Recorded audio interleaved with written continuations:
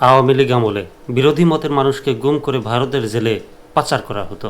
ভারতের জেলে পাচার করা হতো কিনা জানি না, গুম করা হতো এবং অসংখ্য তাদের মতাদর্শী বা তাদের মতের বাইরে যারা কথা বলতেন, তাদের মতের বিরুদ্ধে যারা কথা বলতেন, তাদেরকে গুম খুন বা জেল হাজতে মামলা দেওয়া হতো, মিথ্যা মামলা।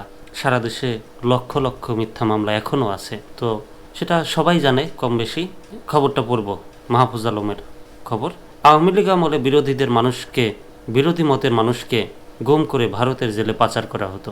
বিগত সরকারের আমলে বিরোধী মতের মানুষকে গুম করে ভারতের জেলে পাচার করা হতো বলে মন্তব্য করেছেন তথ্য ও সম্প্রচার উপদেষ্টা মাহফুজ আলম।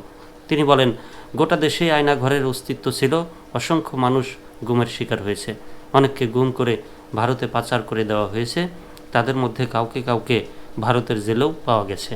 মঙ্গলবার 1 এপ্রিল দুপুরে রাজধানীর তেজগাঁওয়ে গুম ও খুনের শিকার হওয়া পরিবারের সাথে ঈদ শুভেচ্ছা বিনিময়কালে তিনি এসব কথা বলেন।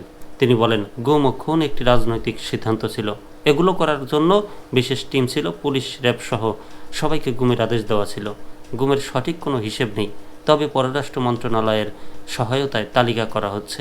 বিএনপি জামায়াত সহ ভিন্ন মতাদর্শের সময় শেখ হাসিনার ভিকটিম ছিল। তথ্য উপদেষ্টা বলেন, শেখ হাসিনা সহ আওয়ামী লীগের 1 লাখের বেশিও নেতাকর্মী ভারতে আশ্রয় নিয়েছেন। তারা এখনও ভারতে বসে চক্রান্ত করছে। আওয়ামী লীগ দল ছিল না, তারা ছিল মাফিয়া। তাদের কোনো রাজনৈতিকভাবে দাঁড়াতে দেব না। এই যে একটা কমেন্ট, ইমন বিশ্বাস একটা খারাপ মন্তব্য করেছেন, সেটা আর বললাম না। পোলা গাঁজা খায় মানায় হয়, যাই হোক। এখন কিন্তু এই যে উপদেষ্টা সহ বেশ কয়েকজন উপদেষ্টা সহ এবং ছাত্রদের একটা অংশ, তারা কিন্তু দাবি করছে যে আওয়ামী লীগকে জীবন থাকতে আওয়ামী লীগকে এই দেশে পুনর্বাসন করতে দেওয়া হবে না। বিএনপি তাদের জায়গা থেকে শক্ত করে বলছে না, কোনো কোনো সময় বলছে যে তারা আওয়ামী লীগ নিষিদ্ধের পক্ষে না, কোনো দল নিষিদ্ধের পক্ষে না, যদি শাস্তি হয় শাস্তি বা বিচারের আওতায় আনা হোক। প্রধান উপদেষ্টারও একই কথা, তিনি তার সিদ্ধান্ত জানাতে পারেন না।